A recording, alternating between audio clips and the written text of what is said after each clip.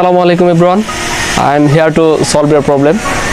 আজকে আমি HSC math first part SU আহমেদের বৃত্ত 4.1 এর কয়েকটি অঙ্ক নিয়ে আমি আলোচনা করব।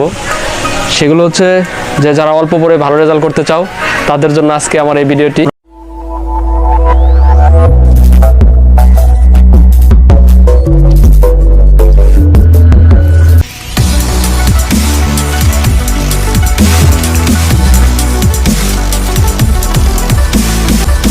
একটি বৃত্ত, এখন এটা বৃত্তর আমি যেটা সংখ্যাটা বলবো সেটা হচ্ছে যে একটি নির্দিষ্ট বিন্দুকে কেন্দ্র করে এবং নির্দিষ্ট দূরত্ব বজায় রেখে যদি একটি নির্দিষ্ট বিন্দু থেকে চতুর্দিকে একবার ঘুরে আসা যায় এবং যে ক্ষেত্র উৎপন্ন করে তাকে আমরা বৃত্ত বলি, ঠিক আছে।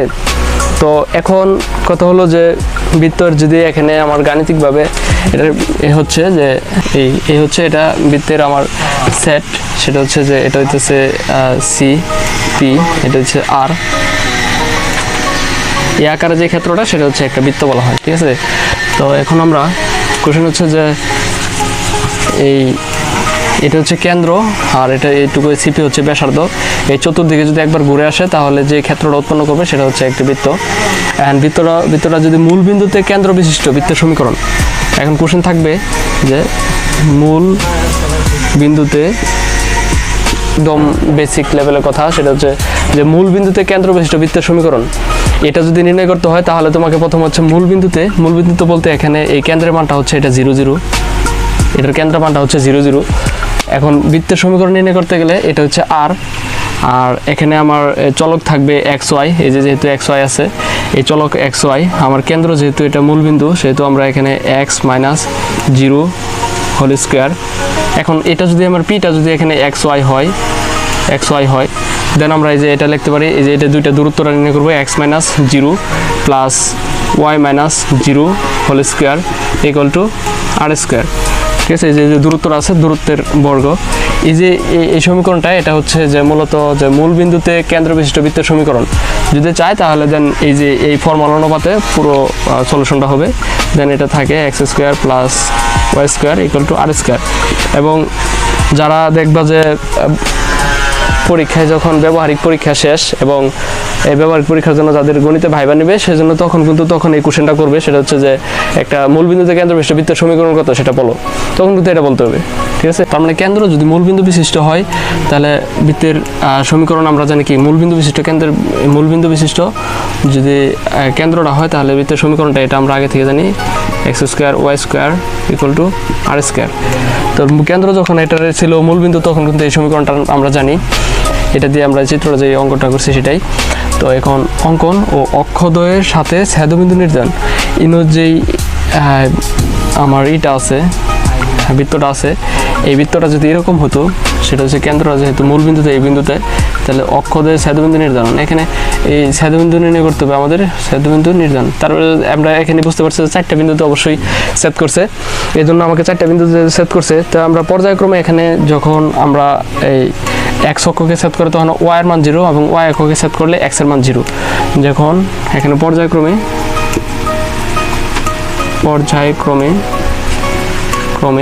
এক্স ইকুয়াল টু 0 এবং ওয়াই ইকুয়াল টু 0 বসিয়ে পাই,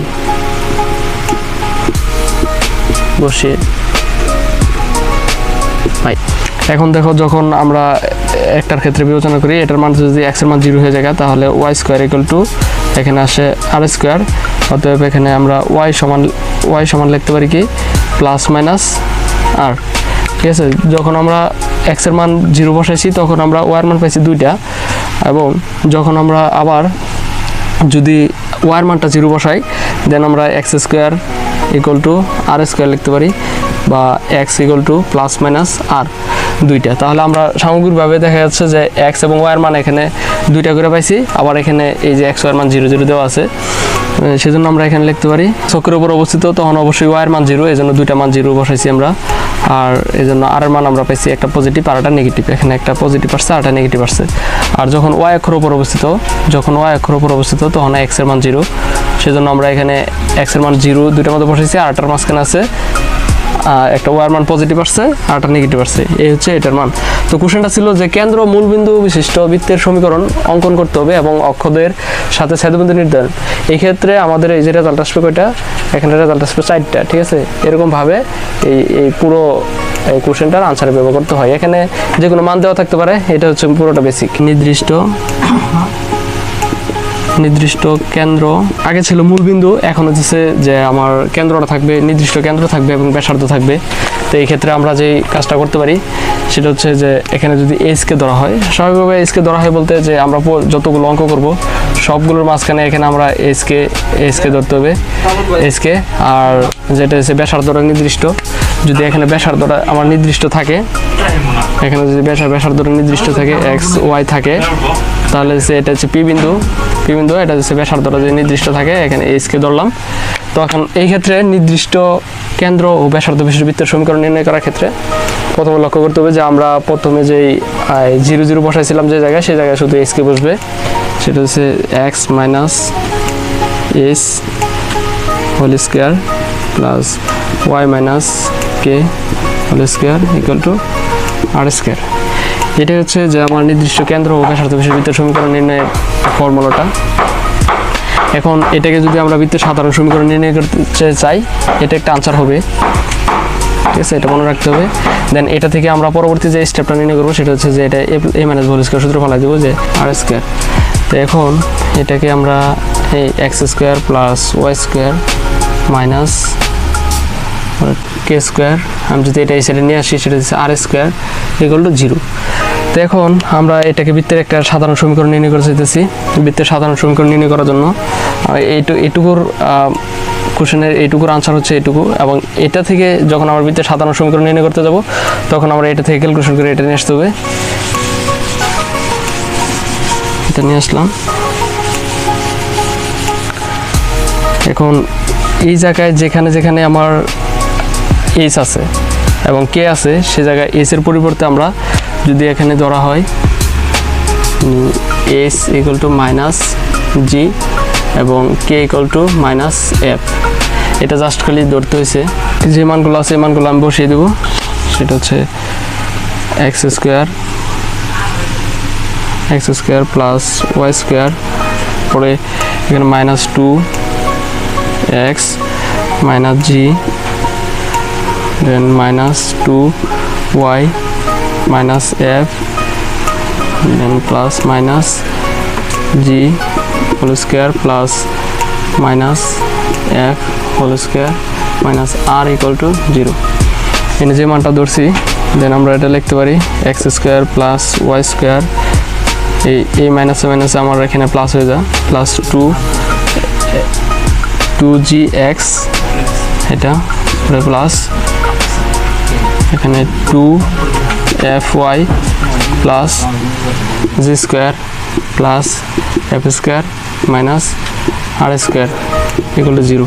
এখানে যে মানটা আছে আমরা এই পুরোটা লিখলাম, এটা হচ্ছে একটা বৃত্তের সাধারণ সমীকরণের আমার কোয়ালিটি আইসা পড়ছে। এই যে পুরো মানটা আছে, এই পুরো মানটা আমরা কি লিখবো, এই পুরো মানটা সমান আমরা একটা কনস্ট্যান্ট লিখতে পারি। সেটা হচ্ছে যে এটা পুরো মানটা সমান যদি আমরা ধরে নেই, সেটা হচ্ছে এখন সি সমান g square plus f square minus r square, এটা ধরে নিতে হবে।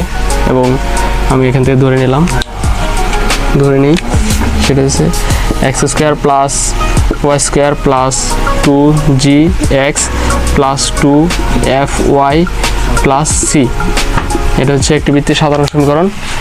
আর এই পুরো সমীকরণটা দিয়ে আমার 4.1 প্রত্যেকটা অঙ্ক করতে হবে, এবং প্রত্যেকটা অঙ্কের জন্য খুবই একটা মোস্ট ইম্পর্টেন্ট একটা সমীকরণ। আর এটা ছাড়া মানে কোনো সমীকরণ কল্পনাই করা যাবে না, সেজন্য এটা গুরুত্ব সহকারে মনে রাখতে হবে। তো এখন তো পরীক্ষায় যেটা আসবে সেটা হচ্ছে যে বৃত্তের সাধারণ সমীকরণের বৈশিষ্ট্য, ঠিক আছে, যে বৃত্তের সাধারণ সমীকরণের বৈশিষ্ট্য কি। তো আমার এখানে বৈশিষ্ট্যের জন্য আমি এগুলো সব কেটে দিচ্ছি। সাধারণ সমীকরণের বৈশিষ্ট্য,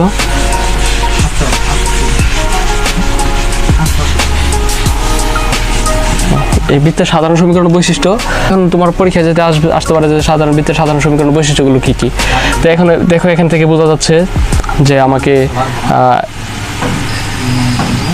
এক্স ওয়াই সম্বলিত চলক বিদ্যমান আছে, ঠিক আছে। এখানে এক্স ওয়াই দ্বিঘাত সমীকরণ বিদ্যমান। তারপরে এখানে আছে আমার এক্স ইন্টু ওয়াই আকারে কোনো পদ নেই।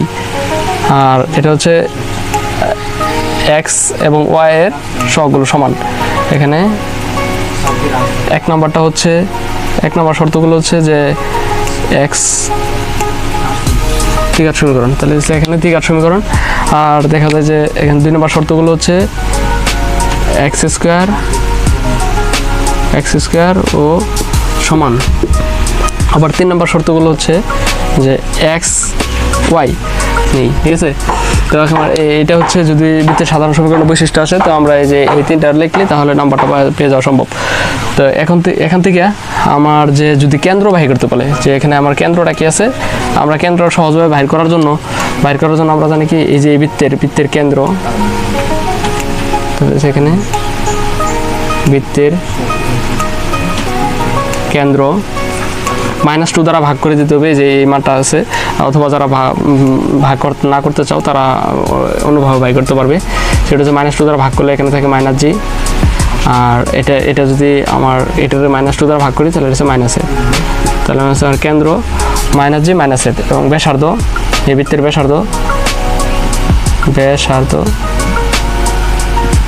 ব্যাসার্ধ হচ্ছে এই যে এখান থেকে আর বাইর করতে হবে। তো এখান থেকে যদি আমি আর বাইর করি, সেটা হচ্ছে আমার r equal to root of g square plus f square minus c. এটা হচ্ছে উক্ত বৃত্তের কেন্দ্র এবং ব্যাসার্ধ। আর নেক্সট ক্লাসে কিভাবে প্রত্যেকটা অঙ্ক করতে হয় তা নিয়ে আমি আলোচনা করবো। আজকে হচ্ছে পুরো বেসিকগুলো দিচ্ছি, যারা বেসিকগুলো না ধরতে পারবে তারা অঙ্কগুলো করাটা অনেক কঠিন হয়ে যাবে, সেজন্য আজকে বেসিক ক্লাসটা ছিল। এখন আমাকে 2টা বিন্দু দেওয়া আছে, একটা বিন্দু। এই 2টা বিন্দুকে ব্যাসের প্রান্ত বিন্দু ধরে অঙ্কিত বৃত্তের সমীকরণ নির্ণয় করতে হবে। তো বেসিক্যালি একটা জিনিস চিন্তা করে দেখো, এই হচ্ছে একটা বৃত্তের এটা ব্যাসের যদি প্রান্তবিন্দু হয়, এটা হচ্ছে বৃত্তের ব্যাসের প্রান্তবিন্দু হচ্ছে এটা হচ্ছে x1 y1 আর এটা হচ্ছে x2 y2, ঠিক আছে। ব্যাসের 2টা প্রান্তবিন্দু। এখন ব্যাসের প্রান্তবিন্দু ধরে অঙ্কিত বৃত্তের সমীকরণ নির্ণয় করতে হবে। তাহলে এই বৃত্তটা যখন আমার এখানে এটা অঙ্কন করা হয়েছে, তাহলে অবশ্যই এটা একটা নির্দিষ্ট বিন্দুকে কেন্দ্র করে একটা দূরত্ব বজায় রেখে চারদিকে একবার ঘুরে আসছে এবং একটা ক্ষেত্র তৈরি করছে। তো মনে করি এখান থেকে এই ক্ষেত্রটা তৈরি করছে এরকম, সেটা হচ্ছে এরকম। তো এখানে এটা যদি পি বিন্দু ধরি, হচ্ছে এক্স ওয়াই, এখানে হচ্ছে এটা এ, এটা হচ্ছে বি, এপি এর ঢাল এপি এর ঢাল হচ্ছে এপি লম্ব বিপি, ঠিক আছে। সেজন্য আমার এখানে ঢালগুলো নির্ণয় করতে হইতেছে। তো আমরা এখানে কাজ করতে পারি, এটা হচ্ছে x1। তাহলে আমরা এখানে তো এটা হচ্ছে আমার মেন ফর্মুলাটা, সেটা হচ্ছে যে যারা সরলরেখা করছো তারা হইতেছে আমরা এই সূত্রটা জানতাম, সেটা হচ্ছে যে y minus y1 equal to m into x minus x1। এটা ছিল, এটা সরলরেখা ছিল সূত্রটা। সেম এটাকে আমরা এখানে শুধু ঢালটা দিলাম, এই ঢালটা পেয়ে গেলে এটা নিচে নামাইছি, ঠিক আছে। তাহলে এখানে বিপি এর ঢাল হইতেছে y মাইনাস হইতেছে y2 দেন x মাইনাস x2। এই দুইটা লিখি, যদি দুইটার গুণফল যদি -1 হয়, তাহলে y minus y1 by x minus x1 গুণন, সেটা হচ্ছে যে এখানে y minus y2 x minus x2 equal to -1।